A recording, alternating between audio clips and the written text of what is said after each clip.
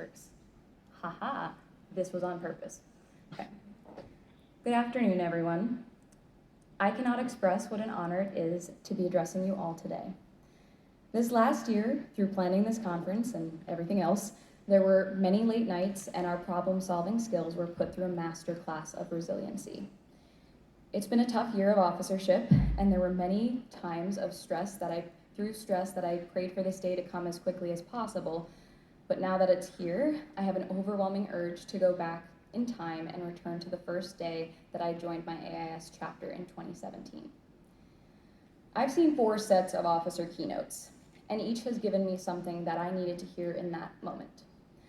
Though I'm just a person who's gonna say some words to you, and you're going to listen or not, then we're gonna go back along our separate paths, and that's what's gonna happen. But in this moment, over 300 paths have converged to be here today. But quite frankly, I don't know how to do this. I don't know how to say goodbye to 5.5 years of my life, 5.5 years of friends, of people, of memories and moments.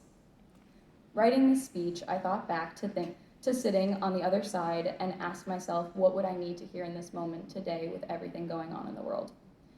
So allow me to reintroduce myself. I am not Jay-Z. My name is Shannon DeFranza. I graduated from Roger Williams University last year, and I was completely lost. By the time I graduated, I couldn't remember the last time I truly enjoyed architecture or design. The very concept of opening up my computer to work on Studio would give me panic attacks, and I had fallen out of love with the practice and concepts that I had just spent years trying to master, and not for nothing, spent quite a pretty penny on. But something bigger was going on. How do you love something that makes you hate it more every day? Let's be honest, architecture has a lot of problems. I took this path in architecture to help make an impact, and cliche as though it may be, to save the world. How do you stay hopeful and motivated to do that when you open literally any news source and see war, famine, floods, division, and the exponentially growing list of problems to solve that the world seems to be adding to by the minute? Oh, and my favorite part, the fact that we, young people, we're supposed to fix all of it. Nice. But we also are running out of time, or we don't have any left. But we're also supposed to enjoy our youth. But we don't know what we're talking about because we're young. But we're also not gonna have the same opportunities or resources to fix anything as our parents and grandparents, and so on and so on. Every moment of every day this year, I have felt simultaneously 5 years old, 15, 30, 60, 90. It's just endless. So I have been trapped, just to level with you all, it's a safe space. I have been trapped in these dark clouds and thoughts, especially in this last year, feeling the weight of thousands of student voices speaking through me and trying to make those changes for you all.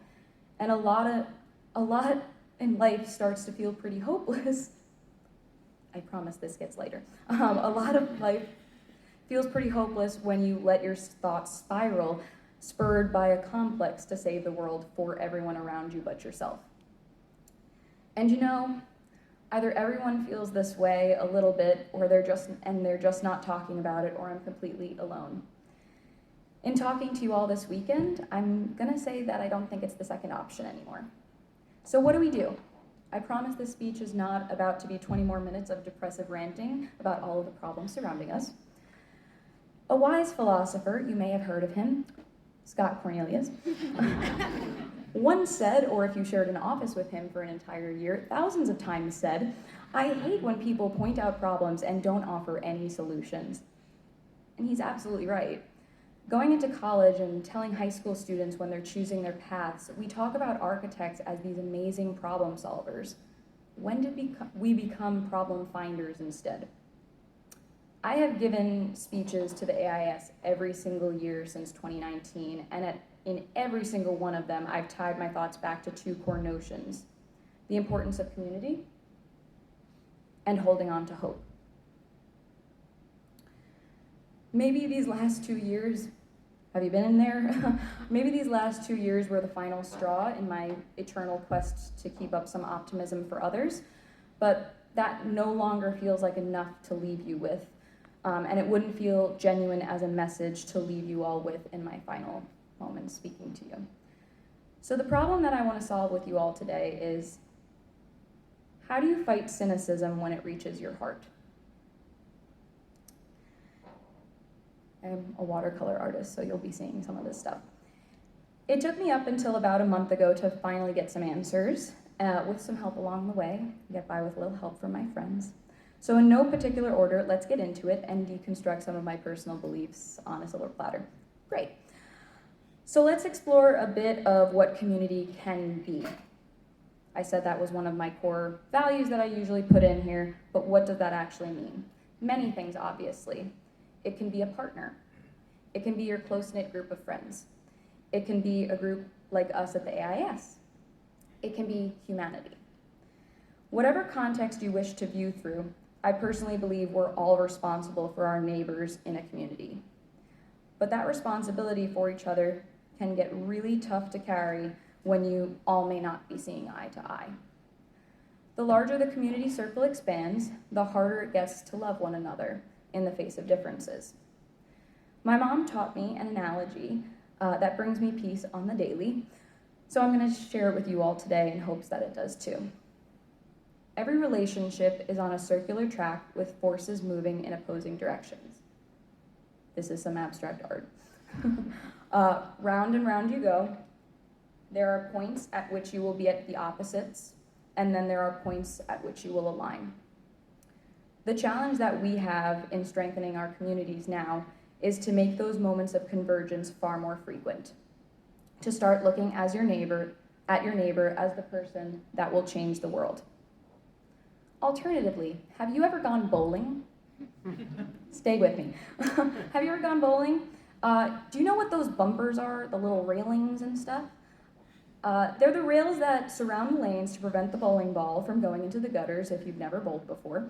And it's primarily for beginners and young children, so they say. I disagree. There is no shame in using the bumpers. I personally feel like, in fact, I think I would question someone more if you didn't use the railings, whether 5 or 50.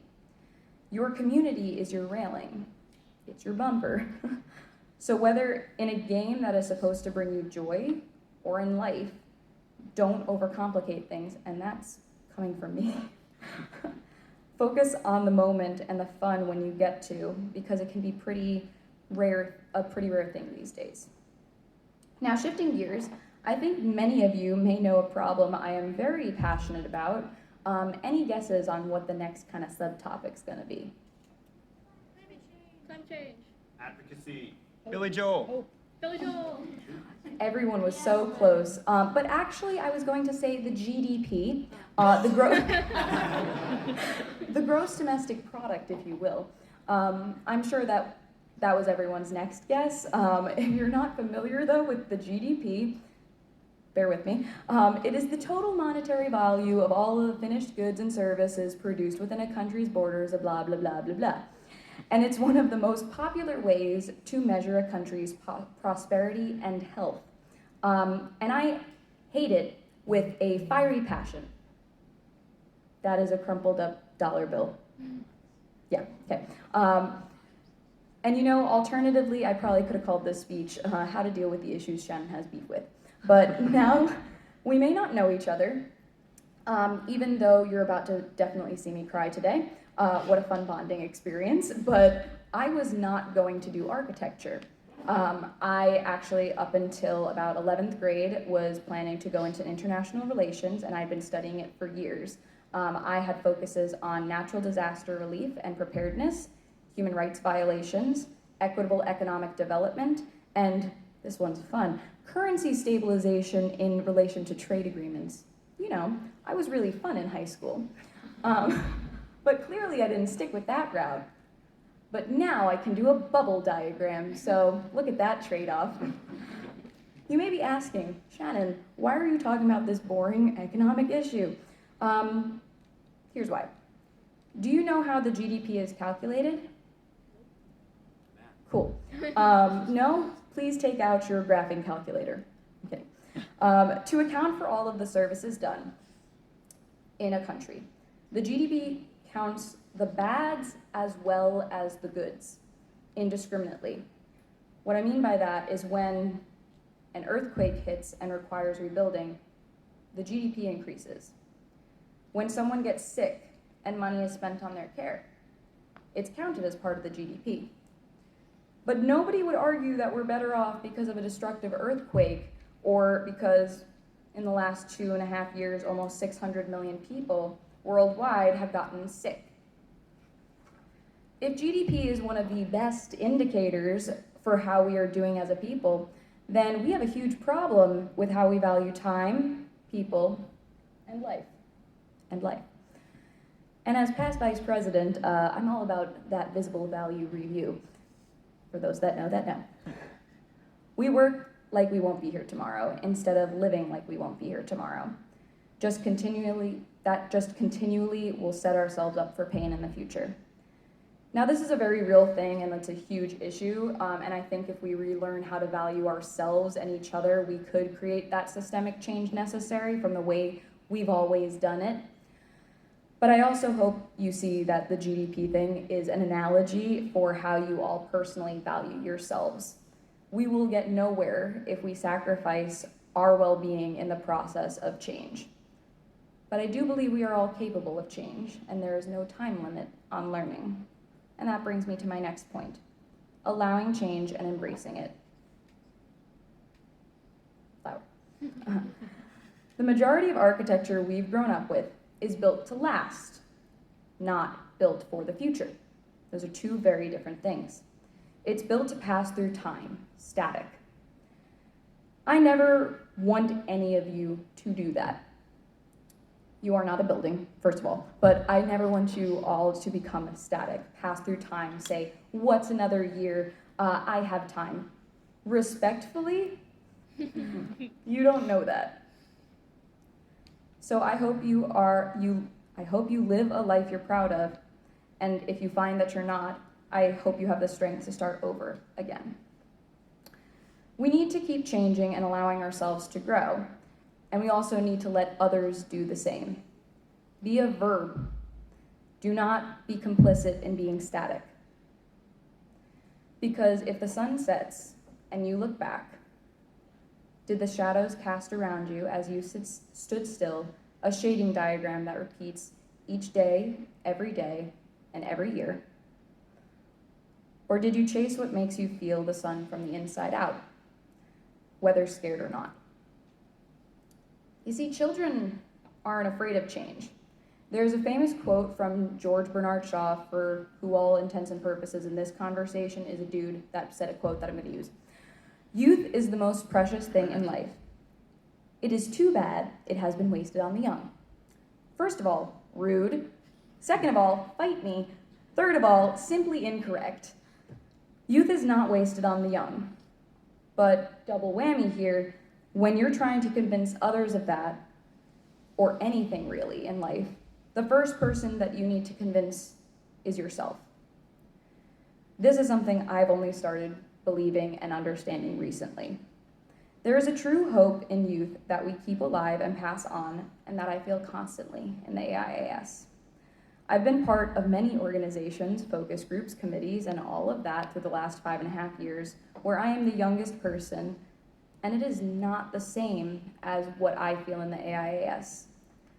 There is no other organization for which I sign off of a report to the Council of Presidents or the Board of Directors with all my love instead of best. And yeah, there's a time for professionalism, I get that. But we shouldn't lose that inherent love, compassion, and respect for our neighbors and our friends from youth because we got older, because we got busier, because our horizon line has started to narrow until we experience tunnel vision that is our own lives. In fact, I would love nothing more than for each of your peripheral visions to the world and the people around you expand. And if you ever need help in that endeavor, just look left and right to the AIAS, and we can help you find your glasses. So I've spoken, quite frankly, a bit about struggling against an issue, feeling lost in this profession and in life. Aside from that, throughout my entire life, I have felt that I have pretty much entered any club, group, or whatever I've joined pretty much at the point that they're about to crumble or hitting a low point. Good stuff. My Model UN team in high school was completely nosediving. The AIS has had to go through so many transitions in the last 2 years and been coming out on top. And also the entire world, again, open up those news headlines, real fun. However, I have found in my own personal life that there are very few things that are worthy in life, or at least in mine, that you haven't questioned endlessly. To be a part of anything greater than yourself, stepping outside the individual opens yourself up to a slew of emotions from yourself and others, and it's hard. But to question and come back is what's important. There we go. To question and come back is what's important. Boomerangs. So find what you keep coming back to and hold on. I personally have always come back to people. This is the last lesson that I'm going to speak to today, and the hardest that I've learned this year. One I didn't realize actually until this week that I had found and accepted. There is nothing to gain in pure independence, nothing to be ashamed of for dependence, and that there is pride in interdependence. I don't know if you can tell from the everything about me, but I've always tried to be independent. I am that group leader. I start the group text, and I ask who is doing the PowerPoint slides, and then I do the slides for people that haven't done them on time. I am the no, I've got this, carrying something that's way too heavy for me. Not because I can, not because I can't, or that I should not, but whatever.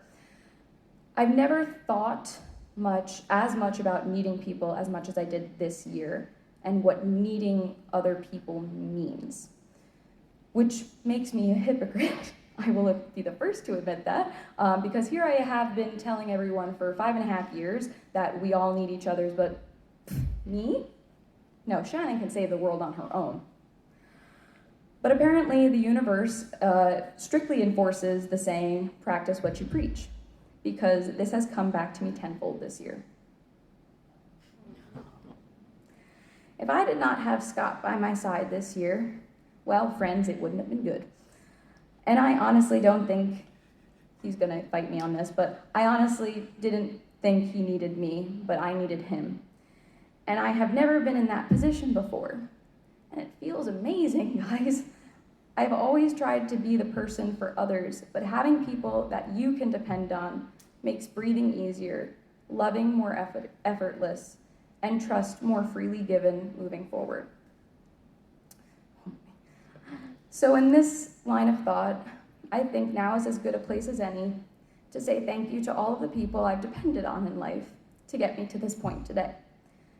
So first, a general thank you, because I can't mention all of you, that's physically impossible. Thank you to all of my mentors in this organization for never giving me anything other than the belief and support in my dreams. Sarah, Erin, Chitika, Amy, Kesh, Lori, Ashley, to name a few. To every member that has made AIS a home, you have not realized the impact that you have had on my life, and you've filled it with a glorious technicolor. My friends, for believing in me more than I have ever believed in myself. Thank you, Cooper, for helping me see that happiness isn't what you believe, but who you believe. And to Scott, thank you for teaching me to accept myself and realize I don't have to do this alone. And to Tequila for getting us to those conversations. And lastly, to my sister who's listening, and to my parents who are in the back of the room, from whom I have gained an inspiration for all that I do, for the core value that we must always work in the service of others before ourselves, and for giving me a love so immense that I will always feel undeserving. Thank you.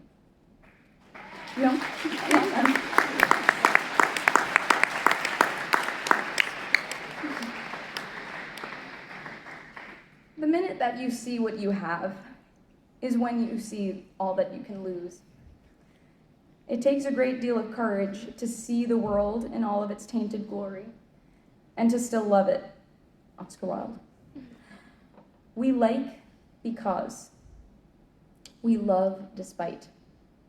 No wonder it's something we don't want to do on our own. It did all come back to hope and community, which was planned. Surprise, surprise. But with qualifiers this time. So how do you fight cynicism when it reaches your heart? Not alone. All my love. Thank you.